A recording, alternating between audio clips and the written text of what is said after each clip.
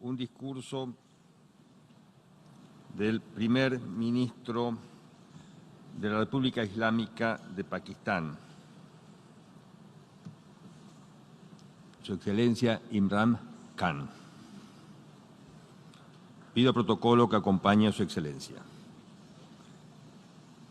Tengo el gran placer de dar la bienvenida al señor primer ministro de la República Islámica de Pakistán, a quien invito a dirigirse a la Asamblea General.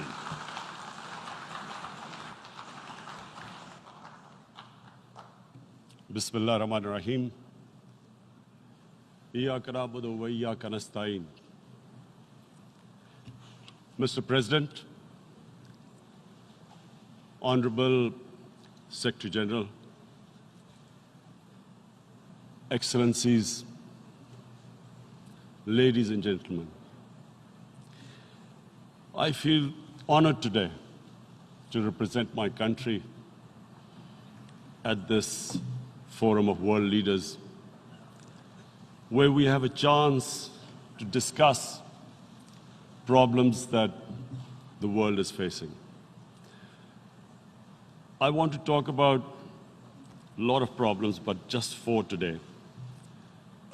And I especially came to this forum despite a difficult time in my country, facing challenges. I would not have come, but because I feel that there are some very urgent problems which the world must address. So first of all, I start with climate change. So many leaders have talked about climate change. But Mr. President, I feel that there is a lack of seriousness. Perhaps world leaders some of the leaders who can do a lot, do not realize the urgency of the situation. We have a lot of ideas, but as someone said, ideas without funding is mere hallucination. Pakistan, I'll give you start with my own country. Our country is amongst the top 10 nations in the world which are most affected by climate change. We depend upon our rivers. We are mainly an agricultural country. And 80% of the water in our rivers comes from our glaciers. The glaciers not just on the Pakistani side, even India. The river, the 80% of the water in Ganges and the Indian rivers also comes from the glaciers, from the Himalayan glaciers, Karakoram, Hindu Kush. And these glaciers are melting at quite a rapid pace. We detected already 5,000 glacial lakes in our mountains. And if this keeps going, if nothing is done, we are scared that humans are facing a huge catastrophe. In my country, when my party came to power in the province of KP, we planted 1 billion trees in 5 years. Now we've set ourselves a target of 10 billion trees in Pakistan. Idea being to counter the effects of global warming. But one country cannot do anything. This has to be a combined effort of the world. My optimism comes from the fact that humans, the Almighty has endowed humans with great powers. We can do anything, provided our survival instinct is stirred up. And this is really what I hope that the United Nations will take a lead in this. There must be more emphasis. Richer countries must be pushed. Countries that are responsible for, mainly are responsible for greenhouse gas emissions. They must be pushed because our country contributes minuscule amount to greenhouse gases. So I feel that the United Nations must take leadership in this. My second issue for me right now is even more critical. Mr. President, every year, billions of dollars leave the poorer countries and go towards rich countries. Billions of dollars siphoned off by the ruling elites of the developing world. And they find their way into Western bank accounts, offshore accounts, tax havens, expensive properties hidden behind companies bought in Western capitals. Mr. President, this is devastating the developing world. This is causing more poverty, debts. It's impoverishing the developing world. The difference between rich and poor countries is growing because of this. Money laundering, which happens because money leaves the poorer countries into rich countries, is not treated the same as, for instance, money from drugs or terror financing. The seriousness which terror financing and money from drugs, the way it is treated, it's not the same. The way the poor countries are being plundered by their elites. It's not happening. In my country, when I took charge of our government a year back, in the 10 years preceding that, our total debt went up 4 times. The debt we had accumulated in 60 years, just in 10 years, it went up 4 times. As a result, the total revenue we collected in 1 year, half of it went into debt servicing. How are we going to spend money on our human beings, 220 million people, when half the money is going into debt servicing? Because our country was plundered by the elites, the ruling elite. And easily they could get the money out. And when, Mr. President, we located properties in Western capitals bought by this money through corruption and money laundering, located the properties of these corrupt leaders, we find it so difficult to retrieve it. That money, if we retrieved that money, we could spend on our human beings. But it's so difficult. The laws protecting these criminals. We do not have the sort of money to have expensive lawyers and spend millions and millions of dollars. We need help from the rich countries. And Mr. President, it's critical. The rich countries must show political will. They cannot allow this to happen. How can the poor countries spend money on human development, which the United Nations asks, SDG? How are we going to do it when this money can easily leave our countries? So, unless the rich countries intend to build walls to stop economic refugees coming as we see right now, they must take action. They must take action now. It must be a deterrent. Corrupt ruling elites should not be able to take money out easily and park it into foreign bank accounts and into these properties abroad. And I never understand why. Why do we have these tax havens? Why is this allowed? Why shouldn't rich people pay taxes? Why is it legal to have these tax havens where you have these secret accounts? Because, the world is changing. The population of the world is growing. Sooner or later, you're going to have a crisis. If the poor get poorer and the rich get richer, there is going to be a crisis sooner or later. So this is my second point. I hope that the United Nations takes a lead in this. It involves the IMF, the World Bank, Asian Development Bank. They must find a way of stopping this plunder of the developing world. My third point is Islamophobia. There are 1.3 billion Muslims in this world. There are millions of Muslims living in other countries, European countries, in the US, as minorities. Islamophobia, since 9/11, has grown at a pace where it is alarming. Human communities live together. There should be understanding amongst them. But Islamophobia is creating a division. Muslim women wearing hijab, it's become an issue. It's become an issue in some countries. Hijab is some sort of a weapon. A woman can take off her clothes in countries, but she can't put on more clothes.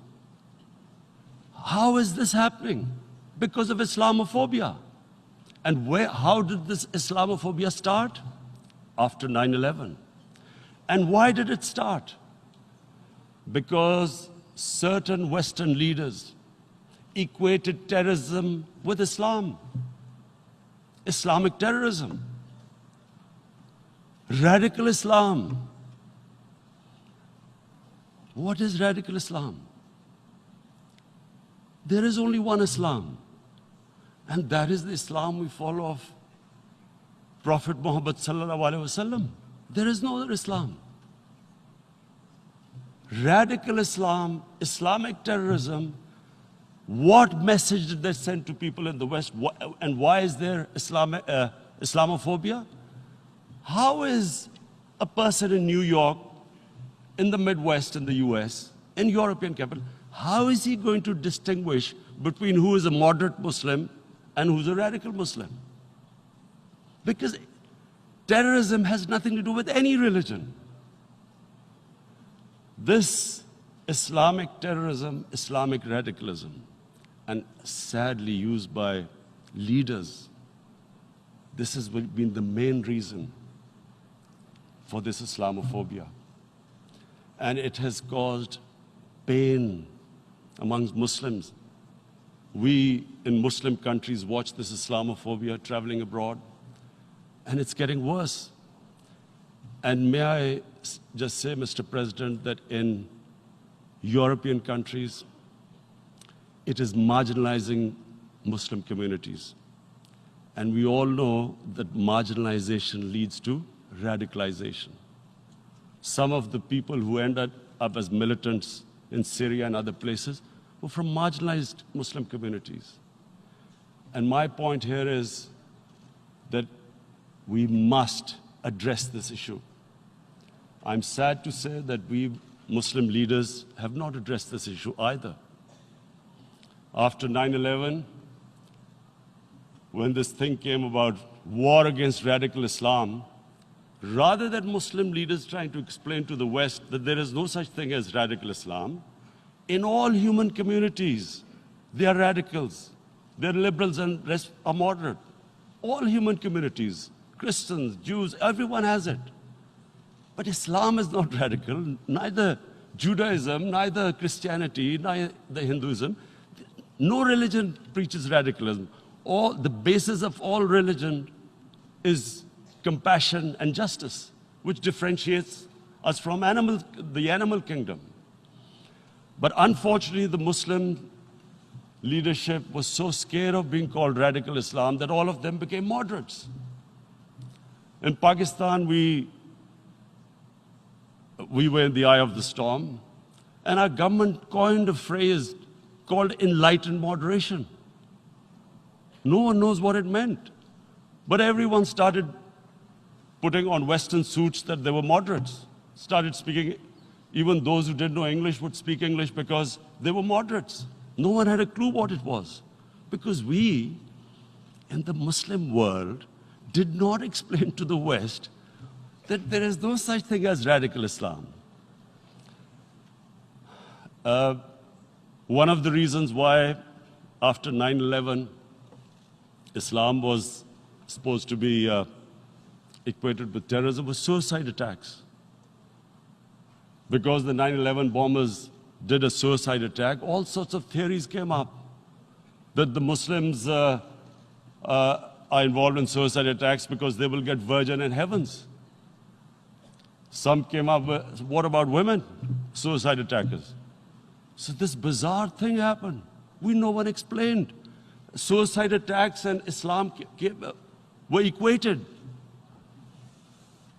No one did research that before 9/11, the majority of suicide attacks in the world were by Tamil tigers, who were Hindus. No one blamed Hinduism, and quite rightly. What has Hinduism got to do with what desperate people were doing in Sri Lanka? We all know about, we've seen films about Japanese kamikaze pilots at the end of the Second World War doing suicide attacks. No one blamed the religion. But here we were trying to prove we were moderates and not explaining to the West. But the most important thing I wanted to say here today, in explaining this Islamophobia, Mr. President, and I feel it's very important because I've spent, because of, I played professional sport in England, I spent a lot of time there. So I know how the Western mind works and how West views religion. So where the misunderstanding about Islam came. And one of the reasons it caused Islamophobia. That was, in 1989, this book was published, maligning, insulting, ridiculing our Prophet Muhammad sallallahu alaihi wasallam. And there was a reaction in the Muslim world. The West couldn't understand what was the problem. Because in the West, because I have spent so much time in the West, religion is perceived completely differently. They don't look upon religion like we do. And so, Islam was supposed to be an intolerant religion. It was against freedom of expression. And Islam took a real beating 30 years ago. I still remember it became a watershed. And every 2 or 3 years, someone would malign our Prophet, peace be upon him. There would be a reaction by the Muslims. And again, it was Islam, an intolerant religion. Again, this time, I blame a certain section of the people in the West who deliberately provoked this, knowing the impact it would have. But the majority of the people in the West didn't understand. This is where, again, Muslim leadership let the Muslims down. We should have explained to them what our Prophet, peace be upon him, means to us. So in 1 minute, I'll try and explain what he means to us. Our Prophet was the witness to the divine book, the Holy Quran. The Holy Quran is the book of guidance for Muslims, and the Prophet's life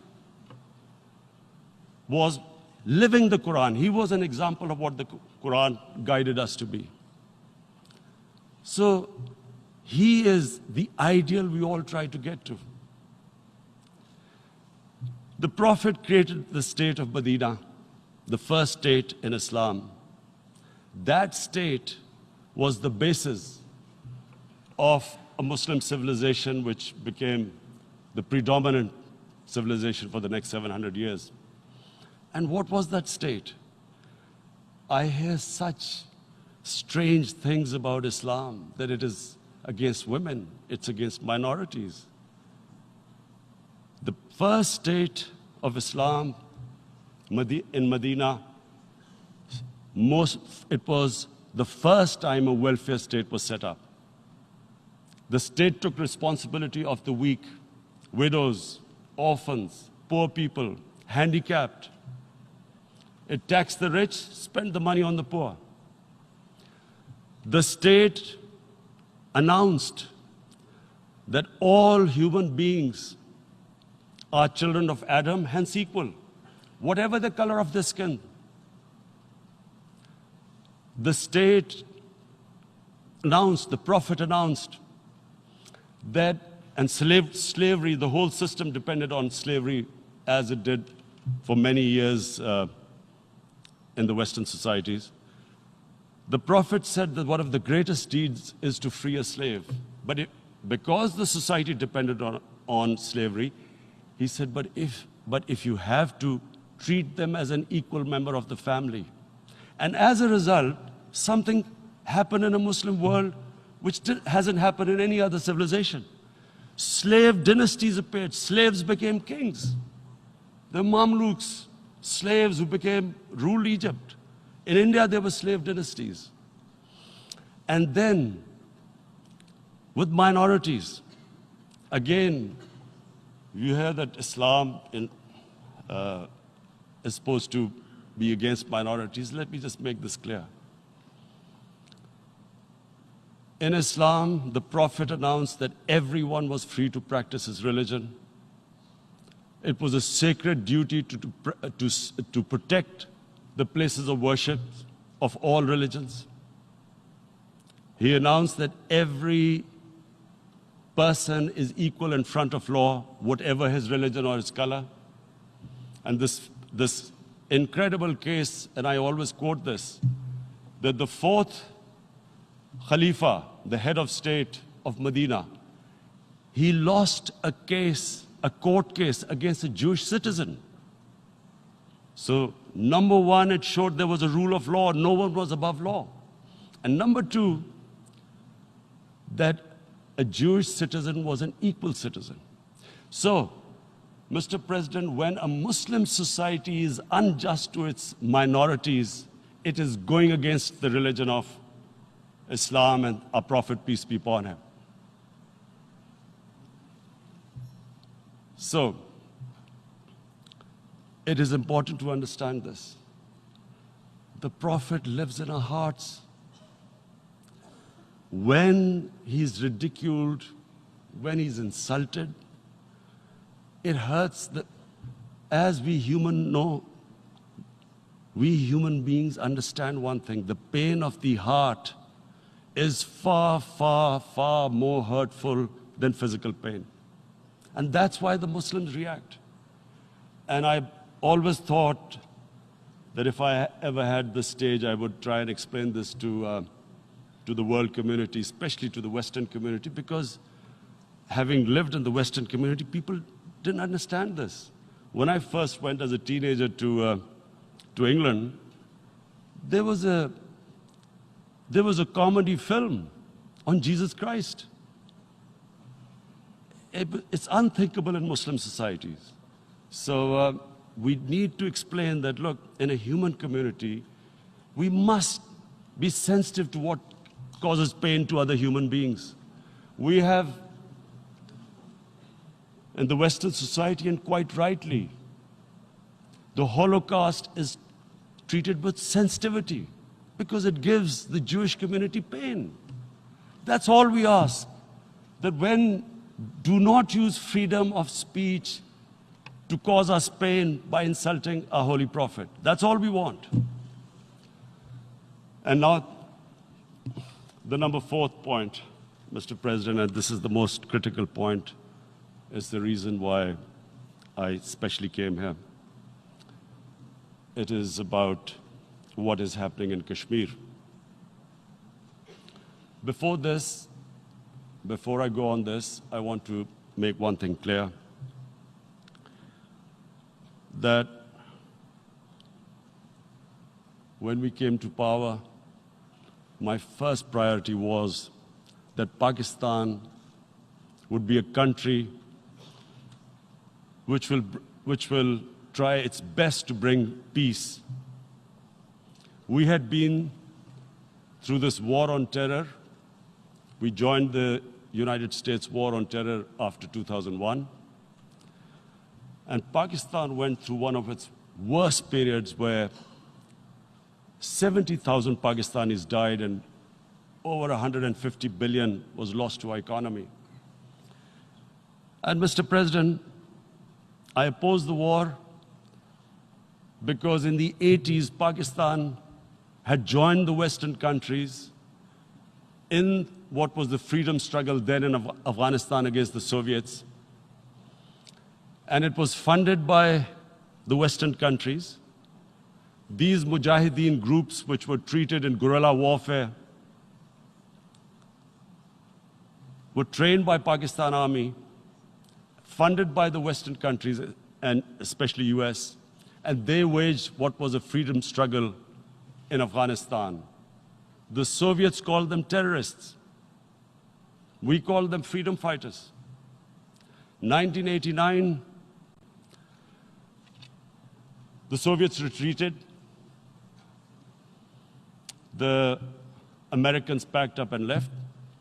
Pakistan was left with these groups. Come 9/11, Pakistan joined the United States in this war on terror.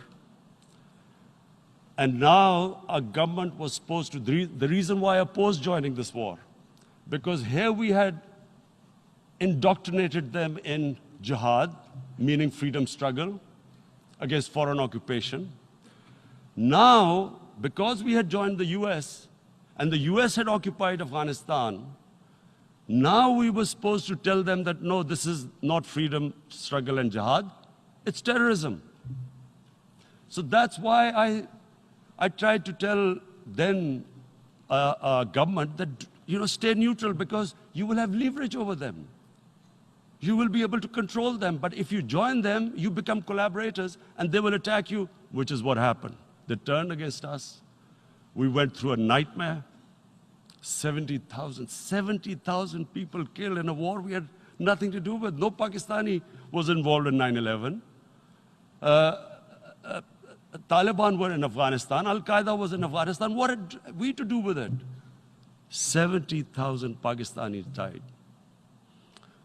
So when we came to power, we decided that we would dismantle what was left of these groups. And this decision was taken not just by us, but by all the political parties in Pakistan. Unfortunately, they didn't implement it. So we came to power, we decided to implement it, and we dismantled whatever was left of the groups.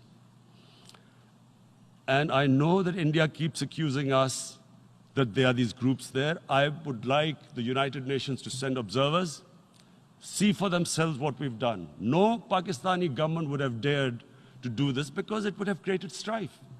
But we decided that there would be no militant organizations in Pakistan. So I need to give you this background and to what I'm going to say later on. And secondly, we started mending fences. I invited the Afghan president. We developed a relationship with Afghanistan. We had problems with Iran. We mended fences there. And then India. Now let me just give you a little background about my relationship with India. Because of cricket, and cricket being it's a passion in the subcontinent, I had great following in India. I have friends in India, and I loved going to India. So immediately, when my party came to power, the first thing we did was to immediately reach out to India. And I spoke to President Modi, and I said, look, we have similar problems. Climate change, poverty, let's get together. Let's resolve our differences through trade. Let's build a relationship on trust. Prime Minister Modi told me that, there were terrorist attacks from Pakistan. I said, we have problems with you. There are terrorist attacks which we know are instigated by India in Balochistan. We caught a spy, Kulbhushan Yadav, who admitted what the sabotage going on in Karachi and Balochistan. So we said, look, let's leave that behind. Let's move forward. Our main priority should be our people. The highest number of poor people live in the Indian subcontinent. Unfortunately, didn't make any headways. Our foreign ministers were supposed to meet on this in the UNGA last year. India canceled it. We thought that it's their election coming up. It's a nationalist, ultra-nationalist party. it doesn't want to cozy up to Pakistan. So we thought, okay, we'll wait till the elections. Meanwhile, a 20-year-old Kashmiri boy, whose father said was radicalized by the security forces in Kashmir, blew himself up on an Indian convoy. Immediately, India blamed us. I spoke to the Indian public on television. I said, if you give us any iota of proof, we will immediately take action, because we've clamped down on these groups. Rather than sending us any proofs, they sent their jets in, they bombed us. We retaliated. A jet, 2 of their planes were shot down, 1 pilot bailed out in Pakistan. We immediately returned the pilot, saying that, look, we do not want any escalation.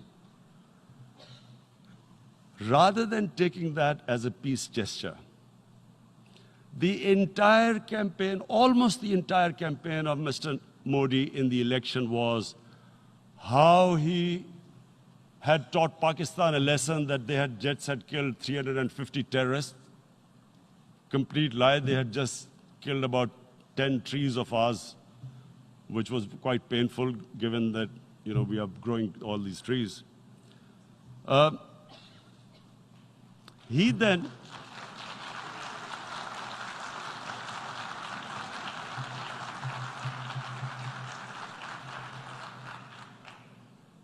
the election campaign, Mr. Modi used words like, this is just a trailer, the movie is about to start. I went into Pakistan and taught them a lesson. This was the election campaign. Okay, so we thought, us politicians make all these statements to win elections. So, okay, after elections, we'll get back to our normal relationship. Well, the moment the elections ended, we approached India, no response, but then we discovered they were trying to push us in the FATF blacklist to bankrupt us. That's when we realized there was an agenda. And that agenda became obvious on the 5th August when India went against 11 United Nations Security Council resolutions, which say that Kashmir is a disputed territory and the people of Kashmir have the right of self-determination. They went against that. They went against Simla Accord, which is about bilateral, sorting out our differences through bilateral means, went against that. They actually went against the Indian Constitution. Illegally, they revoked Article 370, which gave Kashmir the special status. They got an extra 180,000 troops there. Total number of security forces in Kashmir now are 900,000. And they put 8 million people of Kashmir under curfew.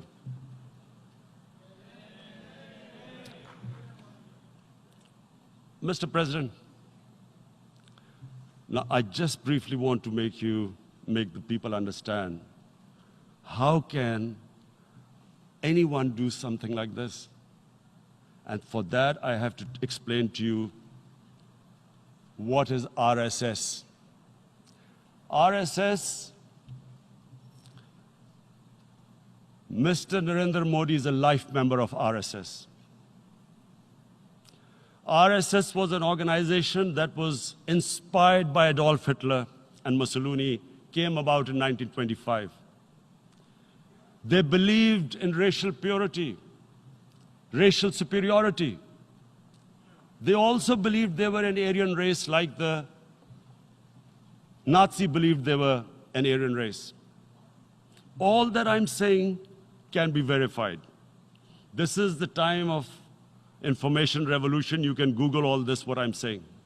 But it is very important for me to explain this to you so you know what is happening in India. This RSS believed in the ethnic cleansing of Muslims from India. At one point, there was racial superiority of the Hindu race. Secondly, it was hatred for the Muslims and for the Christians, because they believed that this golden age of Hindu civilization was stopped because of Muslim rule centuries back and then the British rule of India. So it was racial superiority and hatred for Muslims and Christians. This is openly stated. You look at the founding fathers of RSS, Golwalkar and Savarkar. Just Google them and you'll find out. And this ideology of hate is what murdered the great Mahatma Gandhi in 1948. It was this ideology of hate that made Narendra Modi in 2002 do a pogrom against Muslims in Gujarat when he was the chief minister. He allowed 3 days for these RSS goons who were inspired by the Hitler brown shirts. They actually wear brown shirts. This RSS, the Congress Home Minister gave a statement that in RSS camps, terrorists are being trained.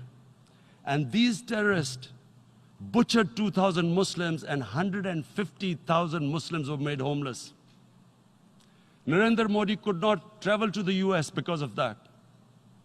And I need to make you understand this background before I explain to you that what sort of a mindset would lay siege to 8 million people with 900,000 troops. Women, children, sick people, locked in as animals. In fact, of what I know of England, if 8 million animals were locked in, the RSPCA would have made a lot of noise about it. These are human beings.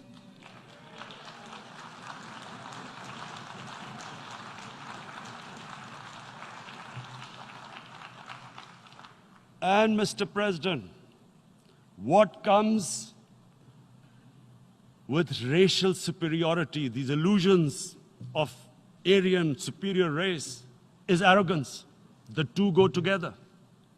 And it's arrogance that makes people make mistakes and do stupid things. Cruel things like what Narendra Modi has done. It's sheer arrogance.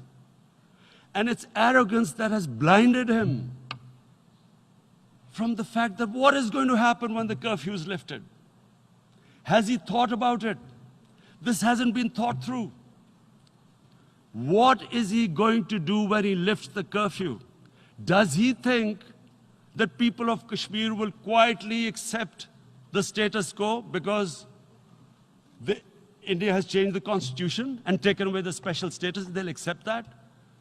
Mr. President, 100,000 Kashmiris have died in the past 30 years because they were denied the right given by the United Nations, the right for self-determination. 100,000 have died and 11,000 women have been raped. There are 2 United Nations human rights reports on this. The world hasn't done anything because India is a huge market, 1.2 billion people. Sadly, the material prevails over the human. But this has serious consequences. Again, I repeat, that's why I'm here. Look, what is going to happen when the curfew is lifted will be a bloodbath. The people will come out. There are 900,000 troops there. They haven't come to, as Narendra Modi says, he's done this for prosperity of Kashmir. This is supposed to be for the development. These 900,000 troops, what are they going to do when they come out? There'll be a bloodbath. Has he thought it through what happens then? Mr. President, has anyone thought that what happens when there is a bloodbath? What do you think the impact will have on people of Kashmir. What do you think they will think? The way they have been boxed in their houses, treated like worse than animals, no rights. Thousands of all the political leadership has been arrested, taken out of Kashmir. Even those Kashmiri leaders who were pro-India have been taken out. 13,000 boys have been picked up and taken to God knows which destinations. So what do they think? What will the people of Kashmir do when they lift the curfew? They will be out in the streets. And what will these soldiers do? They will shoot them. They've already used pellet guns, blinded young boys. In the last 6 years, the 5 years, the oppression that has gone on in Kashmir.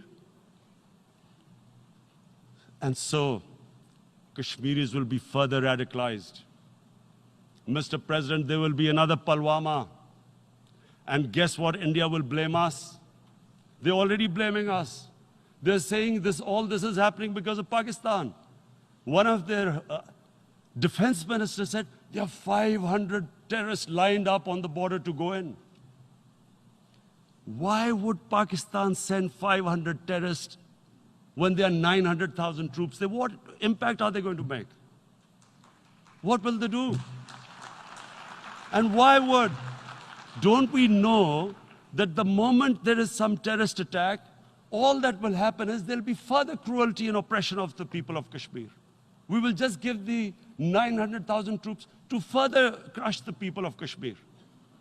And then we'll give the Indian government an excuse that, look, Pakistan is a terrorist state, and this mantra that has gone on, Islamic terrorism. The moment you use this catchword, Islamic terrorism, the whole world turns away. No one talks about human rights.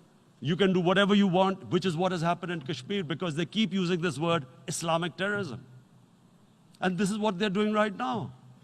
What do we benefit from further increasing the cruelty on the people of Kashmir? And why would we want this? But there is no other narrative left for India. As when they lift the curfew, whatever happens, Pakistan will be blamed, and there is always a danger of another Pulwama. They might come and bomb us again, and then another cycle might start. And what does Narendra Modi think? That 180 million Muslims of India are thinking right now. Aren't they watching these Kashmiris stuck inside for 55 days they've been stuck in? Aren't they watching? What do you think? Don't you think that the Muslims will be radicalized in India? And I'm talking about 180 million people. And when they get radicalized, there will be some incident in India somewhere down the line. Again, we will be blamed. And I'm warning you right now, again, we will be blamed. And Mr. President, what about 1.3 billion Muslims who are watching this? And they know that it is only happening in Kashmir because they're Kashmiri Muslims. This is not happening to Kashmiri Hindus. They know that this is happening because of their religion. So what do you think they will be thinking? What do you think the Jewish community would think if there were, forget 8,000 Jews stuck like this? What do you think Europeans would think? What do we think? I mean, any human community, if their members are stuck like that, what do you think they will think? Are we a children of a lesser God? Is it not going to cause us pain? And then I'll tell you what will happen. People will, in the 1.3 billion Muslims, someone will pick up arms. I know we've been brought up with films, Western films. This good, decent guy doesn't get justice. He decides to pick up a gun and start seeking justice. There was a film made in New York, famous film called Death Wish. This guy gets mugged by and his family, his wife gets killed or something. He can't get justice. He picks up a gun and he goes around shooting muggers. And the whole cinema cheers him on. So what do you think the Muslims are thinking right now? If there is a bloodbath, there will be Muslims becoming radicals, not because of Islam, but because of what they will see, that there's no justice when it comes to Muslims. There were Rohingya Muslims, Myanmar, who are, God knows, almost 1 million people out, ethnic cleansing. What was the response of the world community? So what do you think will be the response of 1.3 billion Muslims? I picture myself. I'm in Kashmir. I've been locked up for 55 days. I have heard about, and there are rapes, Indian Army going into homes, soldiers. Would I want to live this humiliation? Would I want to live like that? I would pick up a gun. You're forcing people. You are forcing people into radicalization. When people lose the will to live, what is there to live for? And this is what, if you can do this to human beings, you are actually radicalizing people. And so, Mr. President, I want to repeat here, this is one of the most critical times. There will be a reaction to this. Pakistan will be blamed. 2 nuclear-armed countries will come face to face like we came in February. And before we head in that direction, the United Nations has a responsibility. This is why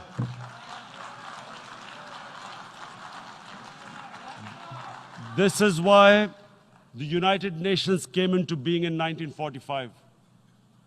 You were supposed to stop this happening. I feel we are back to 1939, Munich. Czechoslovakia has been taken, annexed. What is the world community going to do? Is it going to appease a market of 1.2 billion, or is it going to stand up for justice and humanity?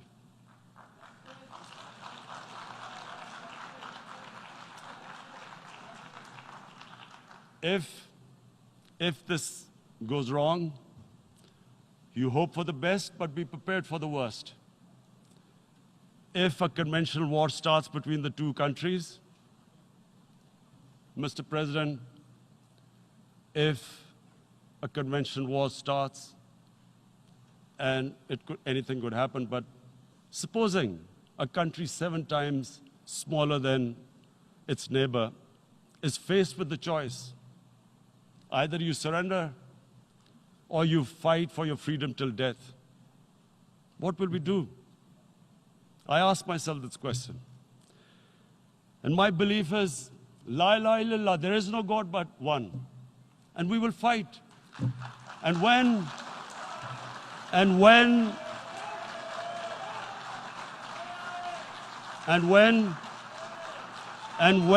a nuclear-armed country fights to the end, it will have consequences far beyond the borders.